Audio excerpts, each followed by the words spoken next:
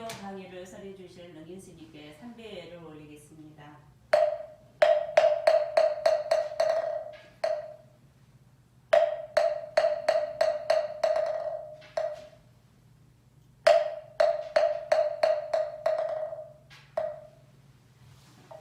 자리에 앉아주십시오.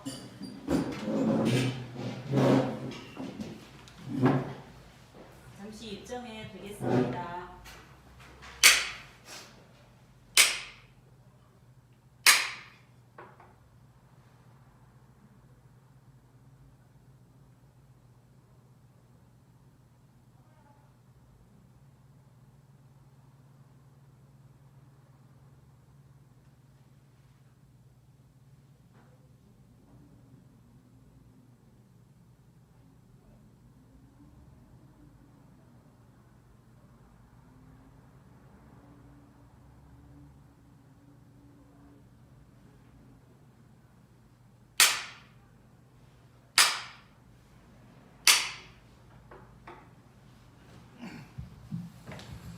네, 안녕하셨어요. 그 흡설 아왕경 221페이지 펴보시죠.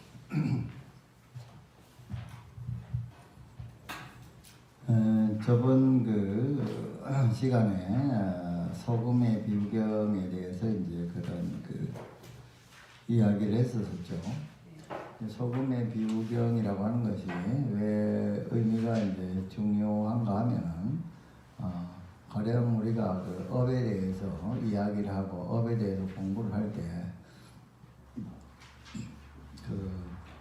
내가 가령 어떤 사람을 갖다가 칼로서 상해를 갖다가 했다. 10cm를 쬐다. 그러면은 그 과보로서 나도 나중에 반드시 10cm 째지는 10cm가 칼로 잘라지는 그런 과보를 받느냐, 그런 식은 아니라는 거예요.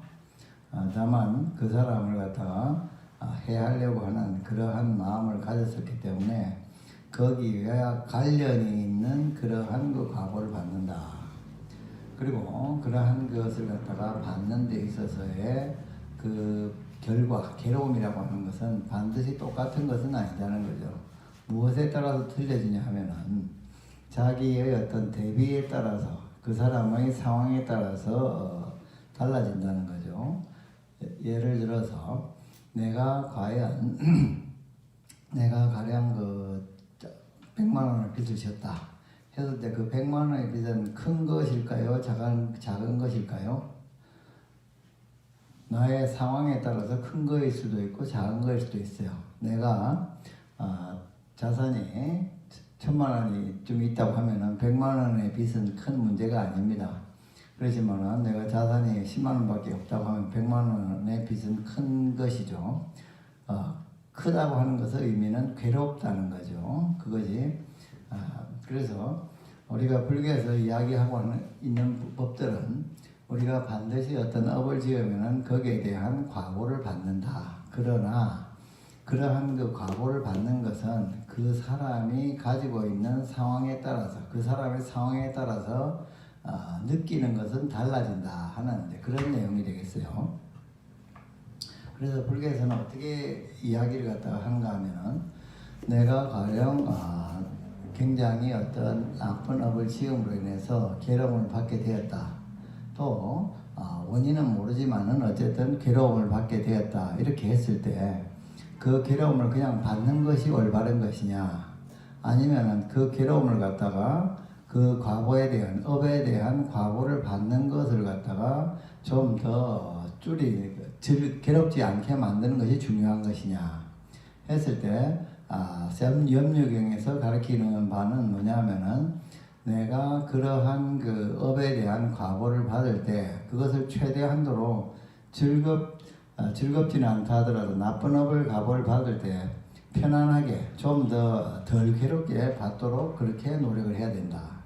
덜 괴롭게 받기 위해서는 어떤 노력을 해야 되는가 했을 때 공덕을 쌓아야 된다. 공덕이라고 하는 건 선업이다. 우리가 하나의 아까 소금의 비유경에서 이제 하나하나 짚어서 비유를 해보면은 소금이라고 하는 것은 그 양은 자기가 지은 나쁜 업이라고 볼 수가 있어요. 그 업의 양은 변하는가요? 변하지 않는가요? 변하지는 않습니다. 근데 그것을 조그마한 이런 컵에다가 집어야면은 한 주먹을 집어야면은 어떻습니까? 그 맛은 어떻습니까? 짭니까? 짜지 않습니까?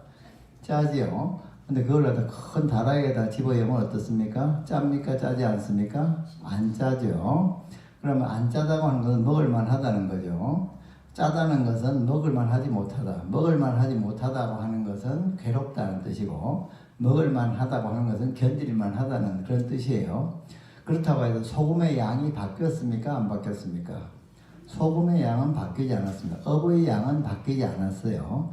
그렇지만 그것을 느끼는, 그것을 받아들이는 나의 느낌은 어떻습니까? 그것은 달라질 수가 있는 거예요.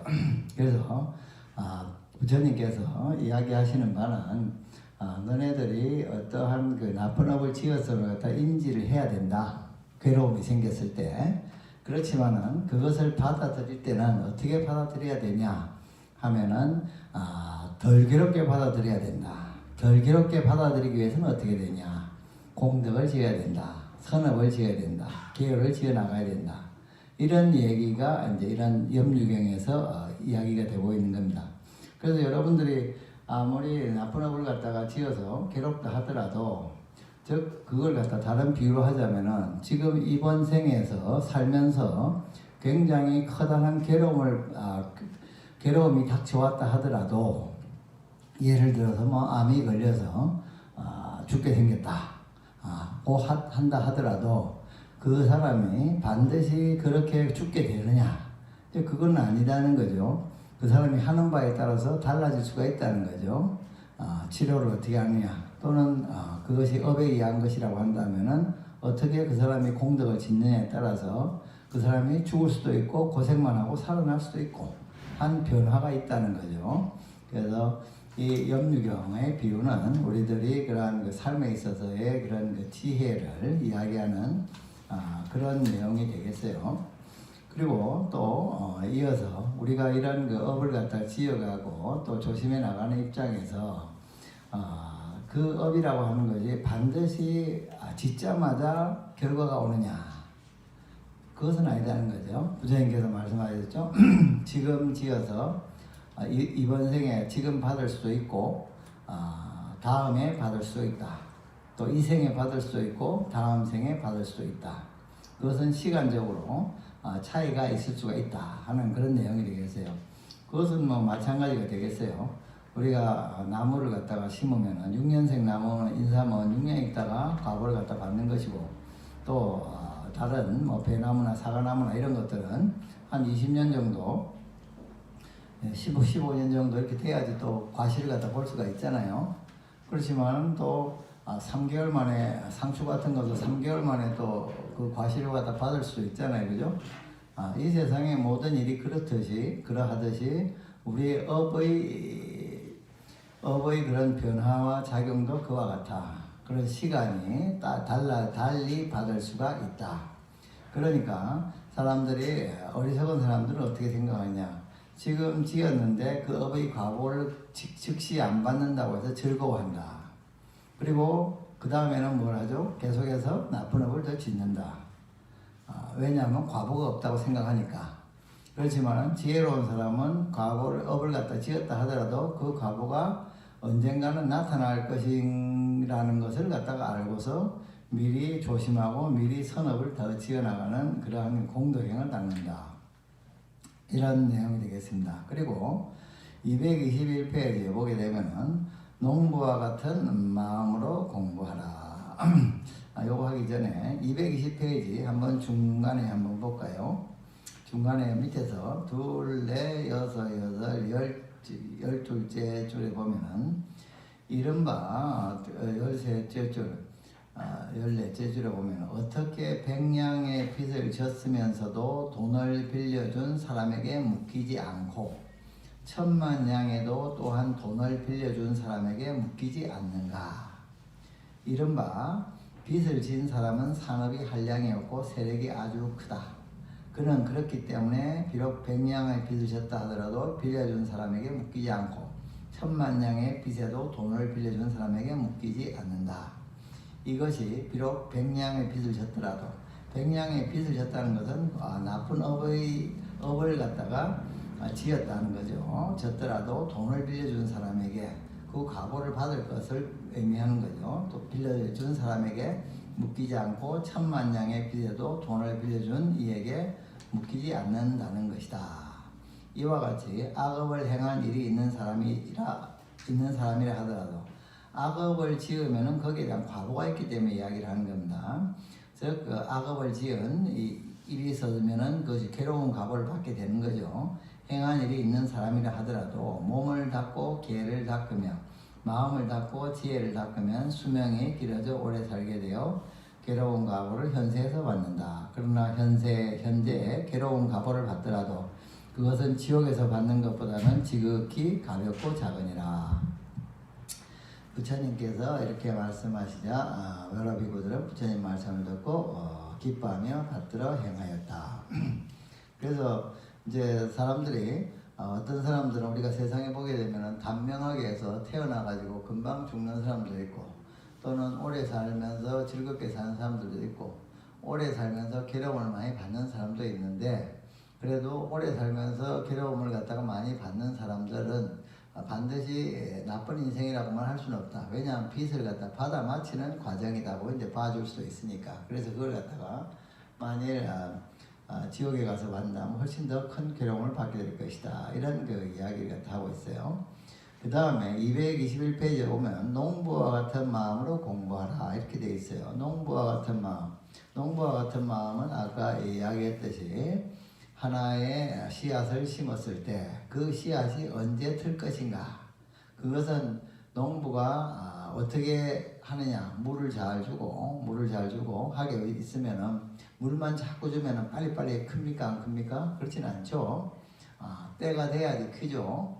6년짜리는 6년 있다가 커야 되고 10년짜리는 10년 있다가 그 과실을 맺는다. 그와 같이 다만 노력하는 수행자들은 선업을 짓고 공덕을 짓는 사람들은 열심히 그러한 공덕을 갖다가 지을 뿐이지 그것이 언제 좋은 과보가 있을까, 또는 나쁜 업을 지었을 때 그것이 언제 나타날까 하고 전전긍긍하지 않는다. 다만 거기에 대해서 대비를 하는 그러한 그 자세를 갖다가 가지면 되는 것이다. 그 다음에는 223페이지 네 가지 마음 막는 법이다 하는 것이 있는데, 부처님이 이제 프라세나디 왕에게 이제 이야기를 했어요. 자, 여기서 프라세나디 왕은 수행자입니까? 아니면 세상을 사는 사람입니까? 일반인입니까? 왕은 수행자는 아니죠. 즉, 이 경은 수행자들보다는 일단은 일반 사람들에게 이렇게 가르치는 그런 설법하는 데 주안점을 둔 경이다. 이렇게 이제 볼 수가 있어요. 그 중에서 이러한 그 네 종류의 사람이 있다. 어떤 사람이 네 종류인가? 어둠에서 밝음으로 가는 사람이 있고, 밝음에서 어둠으로 가는 사람이 있고, 어둠에서 어둠으로 가는 사람이 있고, 밝음에서 밝음으로 가는 사람이 있다. 어떤 사람이 어둠에서 밝음으로 가는 사람인가? 그 사람은 태어날 때는 대단히 하천한 집안에 태어나고 또 가지고 있는 지력이라든가 복력이라든가 이런 것이 별로 없는 사람이다. 그렇지만은 그 사람이 그렇게 태어났다 하더라도 열심히 계율을 잘 지키고 보시를 잘 하고 하게 되면은 그 사람은 나중에는 그 밝음으로 가게 된다. 즉 복덕이 많은 편안한 삶으로 가게 된다. 그 다음에 225페이지 보면 밝음에서 어둠으로 간다고 되어 있어요. 밝음에서 어둠으로 간다고 하는 것은 태어날 때는 좋은 집안에서 또 좋은 건강한 몸을 가지고 잘 태어났지만은 그것을 가지고서 교만하고 함부로 쓰고 낭비하고 하게 되면은 종국에는 나중에는 결국 좋지 않은 괴로운 그러한 그 자리에 빠지게 된다. 그러한 상태에 빠지게 된다. 그래서 괴로움에 빠지게 된다. 그 다음에 어둠에서 어둠으로 가는 사람이 있다. 이것은 태어날 때부터 어려서부터 괴로운 어의 가구로서 괴로운 상태에 빠졌는데 그런 상태에 빠져 있으면서도 전혀 반성하지 않고 끊임없이 좋지 않은 악업을 갖다 지어 나감으로 인해서 그 사람은 처음에도 괴롭고 나중에도 괴로운 그런 상황이 된다. 그 다음에는 밝음에서 밝음으로 가는 사람이다. 좋은 자리에 좋은 가문과 좋은 머리와 또 좋은 복력을 지니고 태어나서 또 좋은 공부를 잘해서 또한 선업을 열심히 잘 지어서 계속해서 그러한 그 좋은 상황, 행복한 상황을 유지해 나가는 사람이 있다. 근데 이러한 사람이 가지고 있는 생각은 어떤 것인가? 그래서 이제 그걸 한번 보도록 하죠. 227페이지 밑에서 둘, 넷, 여섯, 일곱째 줄 보죠. 더해서 227페이지 밑에서 일곱째 줄, 둘, 넷, 여섯, 일곱. 더해서 그는 얼굴이 단정하고 아름답고 바른 소견을 가져 마음에 어지러움이 없어. 그는 이런 소견이 있어. 그러한 소견이 무엇이냐? 보시도 있고 복도 있으며, 보시도 있고 복도 있다. 보시를 갖다 하게 되면은 그것은 공덕이 있다. 그 이야기는 인과가 있다는 이야기를 갖다 하는 겁니다. 내가 좋은 일을 하게 되면은 보시는 좋은 일이죠. 보시를 하게 되면은 그 보시에 대한 과보가 있습니까? 없습니까? 보시에 대한 과보가 있다는 거죠. 그것이 보시가 있다는 이야기가 되겠어요. 그리고 복도 있다. 복이 있다는 것은 그것에 과보가 있느냐, 보시를 갖다가 잘 했을 때 거기에 대한 과보가 있느냐 하는 것에 대해서 생각하는 겁니다. 여러분들 보시에 대한 과보가 있습니까? 없습니까? 여러분이 생각할 때 있어요? 없어요? 우리 세상을 잘 살펴봐야 돼요. 여러분들이 어디 직장에서 일하시면 열심히 일하시면은 월급이 나옵니까? 안 나옵니까? 나오죠? 그건 과보 아닌가요? 그것도 열심히 하는 게 과보예요. 내가 다른 사람에게 열심히 뭐 밥도 사주고 그랬더니 그 사람이 나한테 또 밥 사준다. 그럼 과보입니까? 아닙니까? 내가 그 사람을 열심히 욕했더니 그 사람이 나를 잡아먹으려고 든다. 그거 과보입니까? 아닙니까? 과보죠. 그러니까 그러한 그 인과가 있다 하는 걸 갖다가 아는 거예요. 그걸 갖다 인정하는 거야. 보시도 있고 복도 있고 악업도 있고 악업의 과보도 있다. 그리고 받는 이도 있고 선악의 갚음도 있다. 그리고 이승조 저승도 있다. 이승조 저승도 있다고 하는 것은 무슨 의미냐 하면은 이생에서 죽으면은 저승으로 가고 저승에서 또 다시 또 태어나서 이승으로 오기도 하고 이렇게 윤회의 세계를 갖다가 끊임없이 흐르고 있다 하는 것이 이러한 그 올바른 견해라는 거예요. 사람들이 만일에 어떤 사람들이 이번이 죽으면은 끝이다 라고 생각하는 사람이 있고 이번이 죽더라도 그 지금까지 지었던 업에 의해서 과보를 받아 다음 생에 또 있다 라고 생각하는 사람하고 오늘 하는 일이 같을까요? 다를까요? 내가 오늘 돈을 갖다가 똑같이 1억 원을 빌렸어요. 1억 원을 빌렸는데 뭐 1,000만 원을 빌렸더니 1억 원을 빌렸다고 합시다. 그런데 그 사람은 한 사람은 이것은 갖다가 언제라도 내가 갚아야 되고 이 생에 못 갚으면 다음 생에라도 갚아야 된다 이렇게 생각하는 사람이 있고 또 어떤 사람은 그냥 잘 쓰다가 잘 피해 다니다가 그냥 죽으면은 그냥 끝이다 라고 하는 사람이 있다고 합시다. 그러한 다른 생각을 가지고 있는 사람이 있으면은 그 사람들의 행동 양태가 한쪽은 돈을 갖다가 열심히 미리 갚으려고 생각할 것이고 한쪽은 최대한도로 안 갚으려고 노력할 거 아니겠어요. 생각에 따라서 행동이 나타나는 바가 틀려지는 거예요. 그래서 인도 당시에 그런 철학 유파도 그런 그 유파도 있었다는 거예요. 단멸론이라고 해서 이 생에서 끝나면 모든 것이 끝이다 라고 생각하는 팀들은 어떤 그 표제가 뭐냐 하면은 이 생에서 열심히 돈을 구워서 우유를 맛있게 사서 먹고 살다가 갚지 않고 죽으면은 최고의 성공적인 삶이다. 이렇게 표현을 갖다 했다 그래요. 지금식으로 하자면은 최대한도로 돈을 갖다가 돈을 구워가지고 그걸 갖다가 실컷 잘 쓰다가 안 갚고 죽으면은 그 사람은 성공한 삶이고, 돈을 구우지도 못한 사람 또는 구워가지고 갚은 사람, 그 사람들은 별로 성공적인 삶이 아니다. 저번에 신문에 났는데 어떤 교회에서 어디 남양인가 어디 저쪽에 남태평양에 그런 곳으로 이렇게 집단 이민을 갔더만요. 근데 이 집단 이민을 갔는데 거기가 천국이라서 갔다고 하는데, 문제는 그 사람들이 가면서 은행에서 최대한도로 자기들이 구울 수 있는 돈을 많이 다 구웠대요. 그래가지고서는 이민을 가서 안 갚았대요.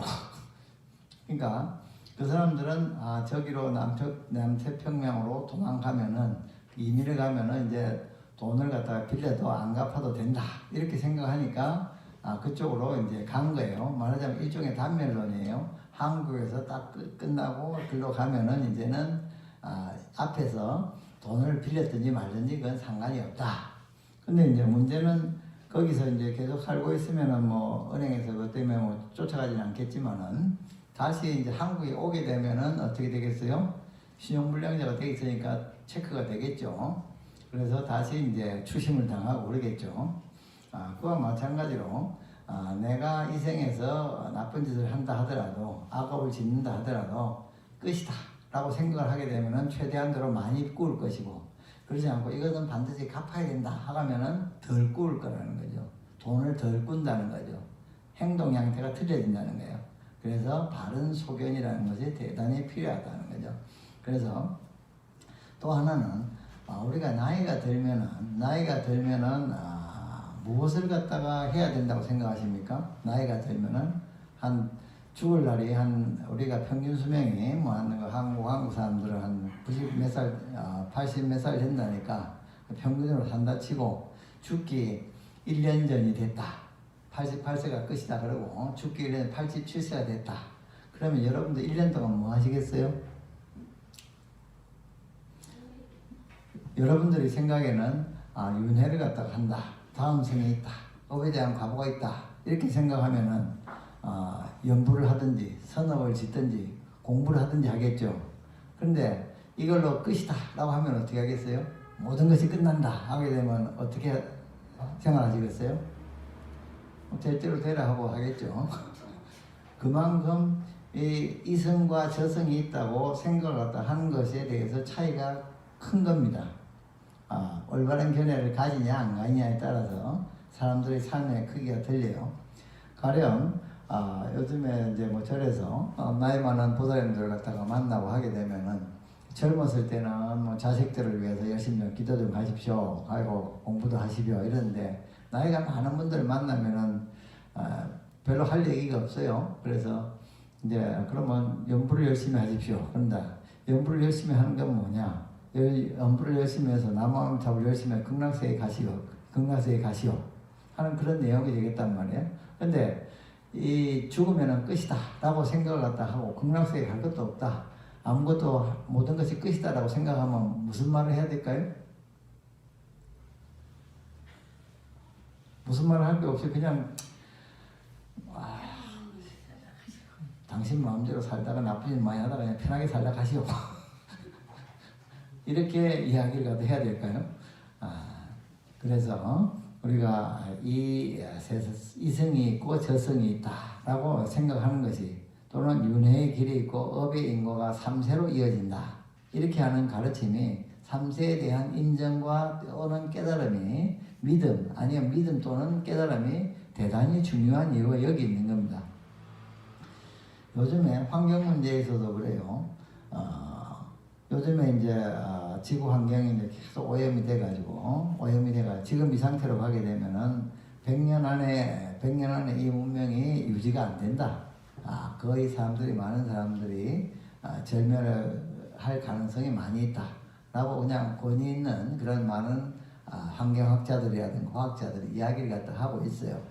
그랬을 때 뭐 죽으면 끝이다라고 생각하는 사람은 마구 쓸지 모르는데 다음에 또 내가 또 도로 다시 태어날 수도 있는데라고 생각하면 어떻게 되겠어요? 그 생각 양태가 생활 양태가 틀리겠죠. 지금 내 나이 가지고서는 그냥 아직 30년 정도는 괜찮으니까 그냥 되겠다 생각하지만은 다음 생을 생각하고 그 세세 생생을 생각한다고 하면은 좋지 않은 세계, 환경 오염이 가득 찬 그러한 세계에 내가 다시 사람으로 태어난다. 이게 참 절망스러운 일이 될 수가 있어요. 그래서 그러한 그 오염이라든가 이런 거에 대해서 새롭게 좀 더 소비라든가 이런 거에 대해 생각하게 되는 거죠. 그리고 그래서 또 그는 혹 사문이나 바라문을 보면은 공경하는 마음을 내고 얼굴빛을 부드럽게 하며 자기도 보시하고 남을 권해 보시하기도 하고 보시하는 날에는 마음이 기뻐 어쩔 줄을 모르고 그는 뭔가 이과 의지로 착한 업을 하다가 몸이 무너지고 목숨이 끝난 뒤에는 좋은 천상에 나오. 그래서 이러한 그 사람들이 또 가치가 있는 것이 사람의 삶이라고 하는 것이 내가 많은 우리는 보통 돈을 버는 걸 굉장히 중요시 생각하지 않습니까? 그래서 많은 돈을 벌으면 성공했다고 생각하지 않습니까? 그런데 한번 생각해 보면은 많은 돈을 벌으면 안 죽습니까? 죽습니까? 죽죠. 죽을 때 많은 돈을 버는 사람 많이 가져갑니까? 많이 가져가요? 똑같네요.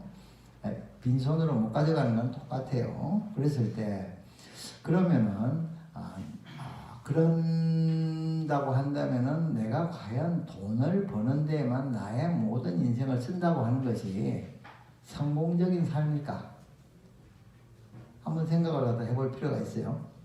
내가 살기 위해서 필요한 돈은 어떻게 계산하면 대강 얼마가 나올 텐데 그 돈 이상의 엄청나게 더 많은 돈을 벌기 위해서 나의 모든 인생을 갖다 투자한다 라고 하게 되면은 그것이 꼭 성공적인 인생일 것인가 아닐까는 생각할 필요가 있어요. 그것보다는 돈 이외의 재물이라든가 그런 것 이외의 마음속에서 생기는 그러한 그 궁극적인 가치, 좀 더 깊은 가치, 부처님이 가르치신 그런 지혜를 갖다가 담는다든가 하는데 인생을 갖다가 쓰는 것이 거기도 적당히 분배를 하는 것이 올바른 삶일 것이다. 이렇게 이제 우리가 생각해 봐야 됩니다. 그래서 이러한 그 마음 속에서 이러한 자세에서 이제 우리의 삶을 갖다가 잘 관리를 해야 된다. 조절을 잘 해야 된다. 그리고 우리가 여기서 이제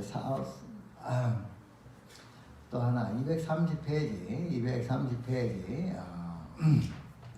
보면은 중간에 보게 되면은 세 번째 개성에 아끼고 탐내어 믿음이 없어 보시할 때는 즐거이 하지 않고 남의 보시를 보고도 그러하나니 그런 사람의 지은 업으로는 가는 곳마다 편한 곳이 없어. 즉 항상 탐내고 또 부처님에 대한 믿음이 없고 인과에 대한 믿음이 없고 보시를 할 때도 즐겁게 하지 않고 아까워서 하고 또 남이 보시하는 것을 보고도 돈을 저런데 쓸데없이 쓰냐라고 하는 그러한 사람들은 그런 사람이 지은 업으로는 가는 곳마다 편한 곳이 없다. 그런 종류의 사람들은 장차 목숨이 끝나면 지옥에 떨어지니 먼저도 어둡고 뒤에도 어둡소.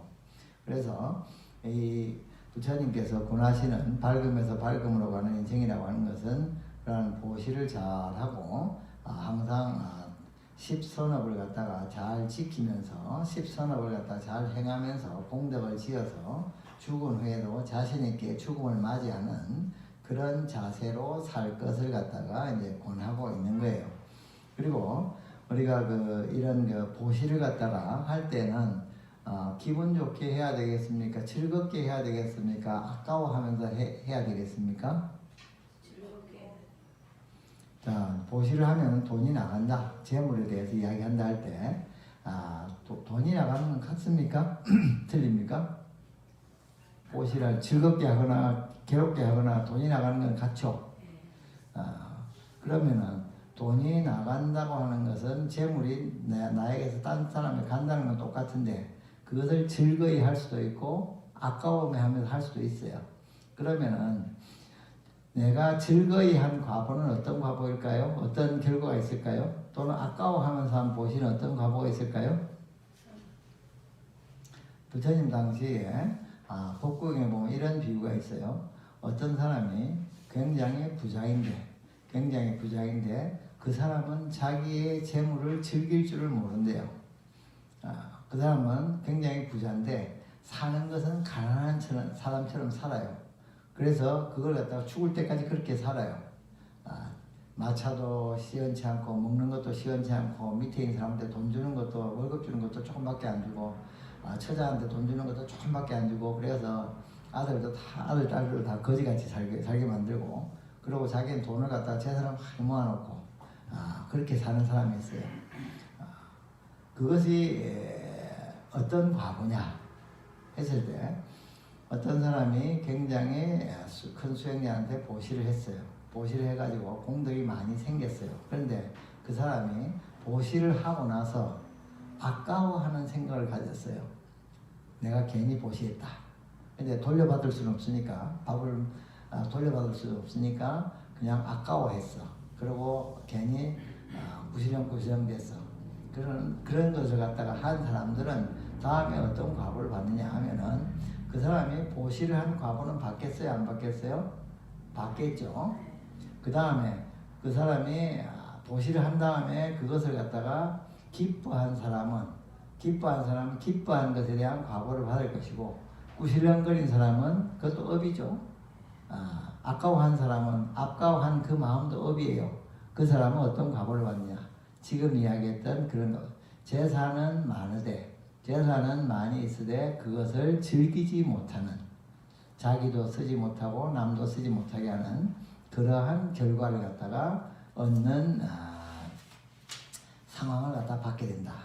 그러니까 여러분들은 보시를 갖다가 하실 때 항상 기분 좋게 하십시오. 그리고 하고 나서 아까워 이런 생각을 하지 마세요. 그러면은 아까워하면은 아까 얘기했던 보시를 갖다가 해서 좋은 과보를 받는데 그 자기의 재물을 잘 즐기지 못하는 그러한 그 결과를 받게 된다. 그 다음에 이제 232페이지 이제는 조금 우리가 좀 약간 이론적인 부분을 갖다 한번 이제 살펴봐야 될 것 같아요. 선한 법이 이루어지는 곳이라는 표현인데 여러분들은 선한 일을 한다, 선업을 행한다, 악업을 행한다 했을 때 무엇으로 행합니까? 선업을 행했다. 여러분의 몸으로 하지 않아요? 그죠? 몸과 마음으로 하죠. 그래, 우리 몸과 마음은 뭘로 이루어져 있죠? 안입이 설신의로 이루어져 있어요. 그렇지 않아요? 내가 누구냐 하고 생각하면은 이런 눈과 이런 코, 이런 마음, 의지를 가지고 있는 이런 몸을 가지고 있는 나 이렇게 생각하잖아요. 그죠? 그렇게 생각을 하는데 즉 우리가 선한 업을 짓는다 라고 했을 때 그것은 안입이 설신이를 갖다가 있어야지만이 안입이 설신이가 있어야만이 이룰 수 있는 것이 우리의 선업이라는 거죠. 악업도 역시 그걸로 이루죠. 그죠? 그래서 우리는 그 모든 232페이지 위에서 둘, 넷, 여섯, 일곱째 줄 비유하면은 세상의 모든 물건은 다 땅의 의지에 이룩되는 것처럼 일체의 착한 법은 다 안의 6가지 감각기관 육근의 의지에 이룩되느니라. 우리 절에 가서 불공하실 때 나중에 축원 들어보셨어요? 축원에 보면은 어떻게 육근 청정 이런 게 있어요. 육근 청정이 뭐냐면은 안입이 설신이가 건강하라 이런 뜻이에요. 안입이 설신이가 그런 것을 갖다가 이제 됐는데 그런데 이 안위비설신이라고 하는 것은 여러분들이 완벽하게 제어를 할 수가 있습니까? 제어를 할 수가 없습니까? 잘 모르겠어요. 한번 여쭤볼게요. 여러분들 맛있는 음식을 봤을 때 과식을 해본 일이 있으십니까? 없으십니까? 있어요? 없어요? 그러면은 그것은 이 설근을 완전하게 제어하면서 사신 거예요? 아니면 제어를 못 하신 거예요? 제어를 못 한 거죠. 제어를 못 했더니 괴로움이 생겼어요? 즐거움이 생겼어요? 복통이 생겨가지고 괴로움이 생겼죠. 그죠? 자, 요새 뭐라 그러나, 요새 성추행범들, 이렇게 지하철이나 이런 데서 하는 사람들이 가끔 신문에 올라오는데, 또는 뭐 이상한 사진을 찍어가지고 하는 사람들도 올라오는데, 그 사람들은 자기의 그런 눈으로 보는 거라든가, 또는 자기의 촉감이라든가, 이런 것을 갖다가 제어를 할 수 있는 사람이에요? 제어를 못하는 사람이에요? 제어를 못하는 사람이에요. 제어를 못하니까 무슨 결과가 왔죠? 범법을 지르는 결과가 왔죠. 그죠?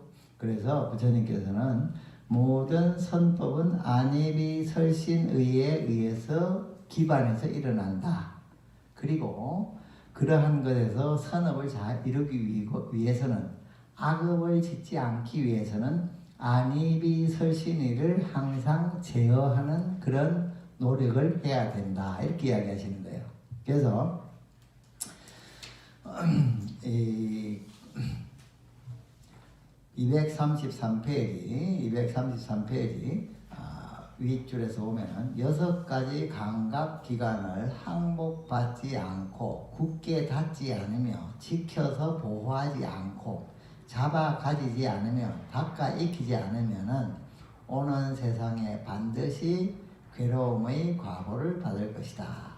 어떤 것이 6가지 감각기관인가? 안위비설신의이다. 자, 어떤 사람이 우리 주위에 보게 되면은 어떻게 보면은 여러 가지 인연이 있지만, 어떤 사람이 참 아침에 일찍 일어나고 열심히 일하고 건강해서 다른 사람은 8시간 일하는데 그 사람은 12시간씩 일해도 끄떡 없고 해가지고 열심히 일을 갖다 하게 되면은 그 사람이 돈을 많이 벌기도 하죠. 그런 사람이 돈을 갖다 많이 버는데 그 사람은 안위비설신의를 제어할 수 있는 사람입니까? 제어할 수 없는 사람입니까? 12시간씩 일을 하려면은 그래서 돈을 좀 받아서 일당을 좀 더 벌든지 일을 많이 하려고 하면은 그 사람은 자기의 안위비설신의를 제어할 수 있는 사람이 12시간, 13시간씩 일할 수 있겠어요? 아니면은 제어하지 못하는 사람이 12시간, 13시간씩 일하겠어요? 제어하고 참을 줄 아는 사람들이 그렇게 일을 해가지고 돈을 벌기도 하고 뭔가를 이루기도 하겠죠. 공부하는 데도 마찬가지죠. 그래서 우리가 이 세상에서 선업을 이루고 무엇인가를 이루려고 한다고 하면은 이 안위비설신의를 잘 조절하고 제어하는 그러한 능력을 갖다가 키워야 된다. 그리고 이것을 키우지 못하게 되면은 재앙을 받게 된다. 아까 이야기했던, 자, 내가 무엇인가를 갖다가 배가 고파서 좀 먹고 싶어요. 그런데 돈이 없어요. 지금 당장은. 그런데 그러면 참아야 되나요? 아니면 길거리 가다가 옆에 있는 빵집을 빵을 갖다 싹 훔쳐야 되나요? 참아야 되죠. 참아야 되는데 참지 못하면 어떻게 되나요?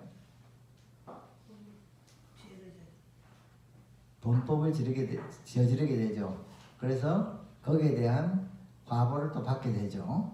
그래서 이 필요한 것은 무엇이 필요하냐면은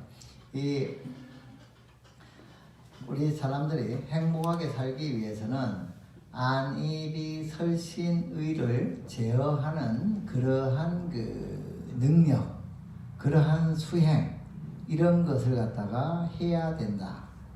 우리 요즘에 보면은 애들 키울 때 그냥 애들 잘 크라고 그냥 하라는 대로 다 해주고 하는 그런 경우가 있는데, 그것이 어느 부분에 있어서는 창의성을 키워주고 하는 데도 좋을지 모르지만은 기본적으로는 그게 재앙이 될 수가 있습니다.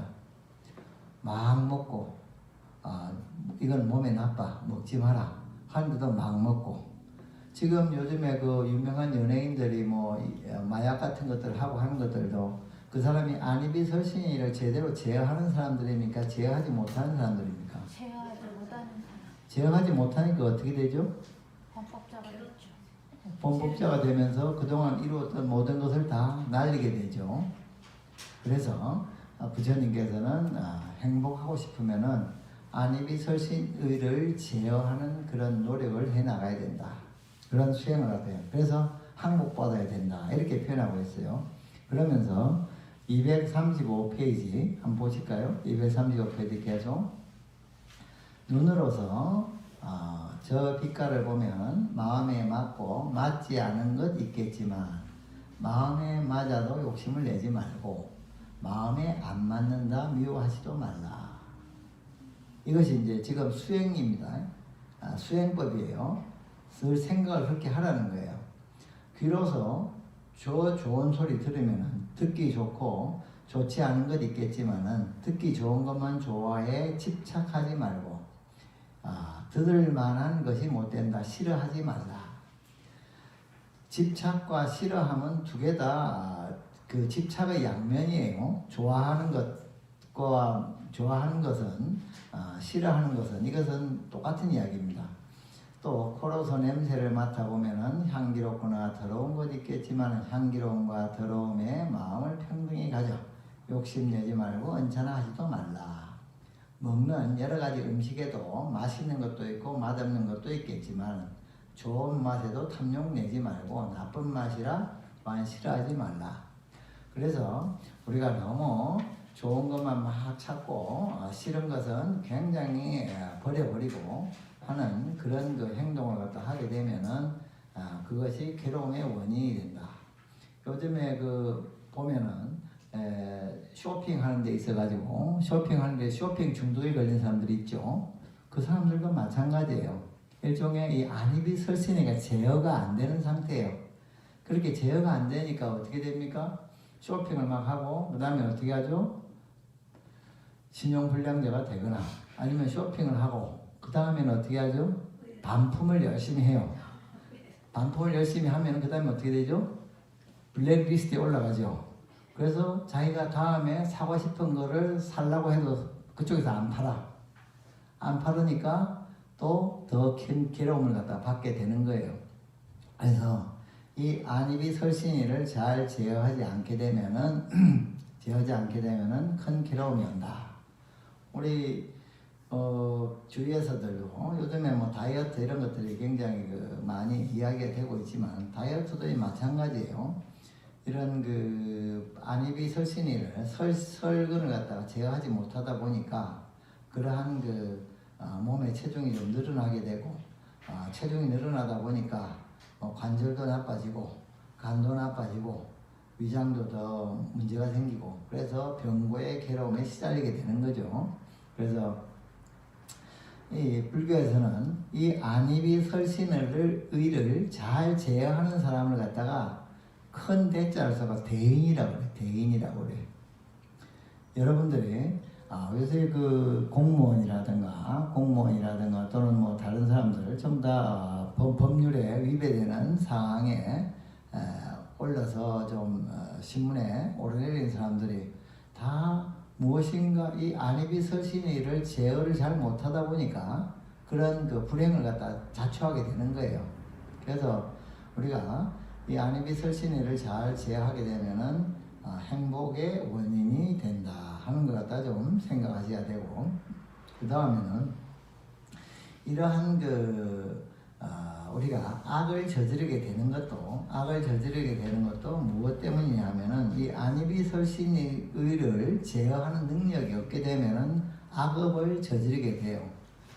밥을 많이 좀 덜 먹고도 잘 참는 사람은 식비를 절약할 수도 있고 또한 식비를 절약하니까 또 돈을 절약할 수 있고 또 그걸 가지고 자기가 필요한 때 또 쓸 수가 있는데 그것이 제어가 안 되면은 역시 그러한 그 재물에 대한 부족함을 느끼게 되고 부족함을 느끼게 되면은 그걸 채우기 위해서 편법을 쓰고 편법을 쓰다 보면은 또 그것이 나라의 법률에 또 어긋나 가지고 또한 괴로움을 갖다 겪게 되는 그런 경우가 이제 있게 되는 겁니다. 그래서 그리고 우리가 10악업에서 살생이라고 하는 것과 탐진치라고 하는 것과 이것은 살생은 뭘로 한다 그랬죠? 살생은 몸으로 한다 그랬어요? 마음으로 한다 그랬어요? 몸으로 하죠. 살생, 죽이는 거, 뭐 이런 것은. 그 다음에 탐진치는 뭘로 하죠? 마음에서 일어나는 거죠. 그랬을 때 살생과 도둑질, 사음 이런 것과 탐진치 이런 거의 관계는 어떻게 되냐 하면은 탐진치가 있으면은 살생을 하기가 쉬운 거예요. 내가 도둑질을 갖다가 한다. 도둑질을 하게 되면은 그것은 아까 비유했을 때 1년 동안 농사를 갖다가 지은 농사물을 갖다가 거두어서 내가 먹는 것이 편합니까? 아니면은 다른 사람이 1년 동안 농사 지은 것을 갖다가 내가 그냥 길 가다가 슬쩍 해가지고 먹는 것이 편합니까? 내가 농사 남의 것을 좀 내가 지은 것이 그렇죠. 이제 그렇게 탐욕이 없는 분들은 내가 지어서 내가 먹는 것이 편하다 생각하고, 근데 보통 사람들은 생각하기를 농사 지어가지고 먹으려면 1년이 걸리죠. 근데 그냥 갖다가 먹으려면 얼마면 되죠? 10분이면 되잖아요. 1년 걸릴 거 10분에 얻을 수 있다면 어느 쪽이 더 편하고 행복하겠어요? 10분만 걸리는 것이 훨씬 더 편하죠. 그런데 거기에는 무슨 어리석음이 있어요? 인과를 무시한 어리석음이 있는 겁니다. 이러한 과거가 나타나기 위해서는 누군가가 노력을 갖다가 해야 되는데 그 노력을 해서 이것이 생긴 것이다. 그렇기 때문에 내가 그거에 대한 대가를 지불해야 된다 하는 인과에 입각한 생각을 가지고 있으면 도둑질 안 할 텐데, 그런 인과를 모르고 그냥 앞에 있네 하면서 그냥 가져간다. 있네 하고 가져가면은 그것이 도둑질이 되는 거예요. 그 도둑질 하게 되면은 거기에 대한 또 결과를 또 이제 받게 되는 거죠. 그래서 우리가 탐진치에서 살생, 도둑질, 사음 이런 것들이 다 생겨나게 된다. 이것을 갖다가 아셔야 돼요. 그래서 우리가 10악업이라서 저 처음에 탐욕이 뭐에 대한 무엇을 갖다가 모르면은 탐욕이 된다고 질문을 했을 텐데, 1,000만 원을 가지고 있으면 탐욕이 많은 겁니까? 1억을 가지고 있으면 탐욕이 많은 겁니까? 뭐라고 얘기했죠? 자기가 노력한 것보다 더 많은 걸 원하는 탐욕이 돼. 내가 1,000만 원어치를 일하고 1,000만 원 가져갔다. 탐욕이라고 하지 않고 인과에 상응한 것이다. 1억어치 일하고 1억 원 가져갔다. 그러면 인과에 상응한 거예요. 그런데 100만 원어치 일하고 1,000만 원어치 가져갔다. 그럼 탐욕이 있는 거예요. 아셨어요? 네. 그것의 기본은 뭐가 있냐면은 인과에 맞지 않는 행위를 한다는 거예요. 인과에 맞지 않는 행위를 한다는 겁니다. 그것이 탐욕입니다. 우리는 불교인들이 잘못 생각해서 불교에서는 자꾸 욕심을 내지 말라 그래서 큰일이야. 욕심을 내지 말라고 하다 보니까 가난하게 살게 돼.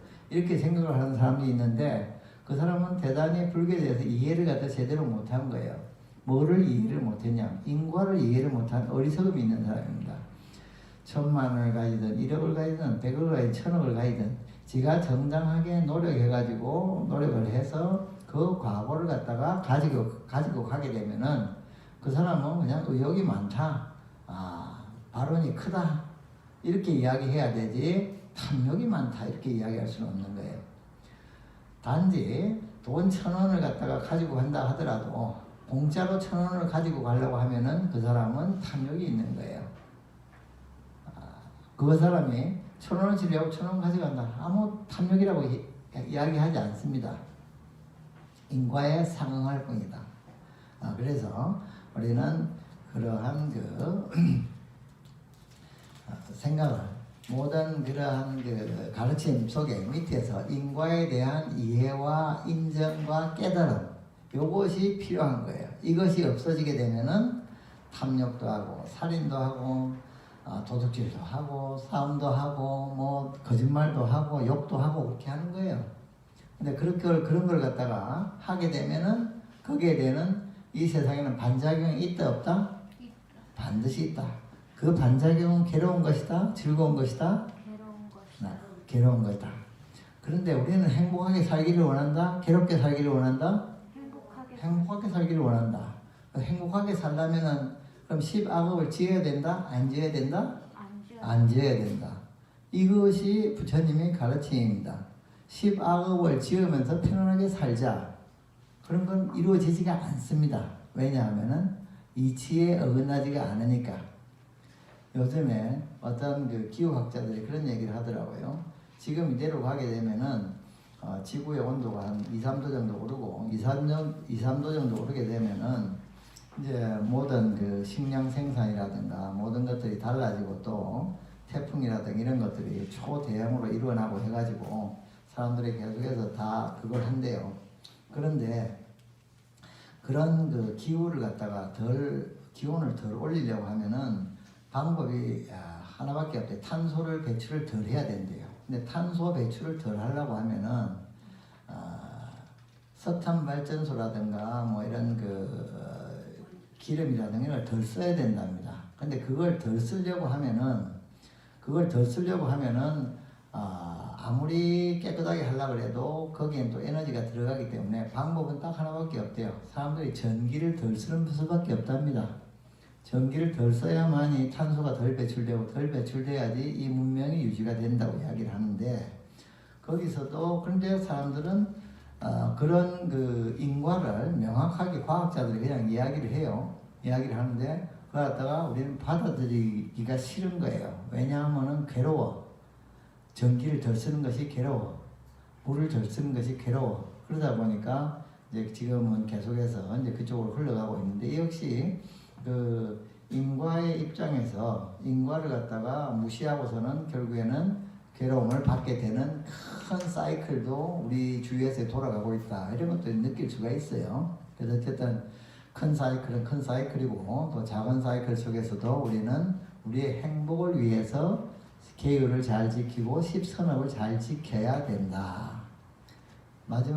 이 마지막이 아니라 우리가 하나의 그 마지막 더 예를 갖다가 들게 되면은 제일 그 지금 뭐 그런 우리 세계적으로 여러 가지 재앙이 많이 있는 그런 그 분쟁 지역이라든가 그런 데에서는 모든 룰들이 법률들이 다 사라지게 되면은 제일 많은 피해를 갖다가 받게 되는 이제 그런 상황이 되는데 그 역시 근본적인 밑에는 이제 인과를 갖다가 무시하는 그러한 그 악업들이 있기 때문에 모두가 괴로워지는 것이다. 이렇게 이제 보면 되겠어요. 잠깐 쉬었다가 계속 읽겠습니다.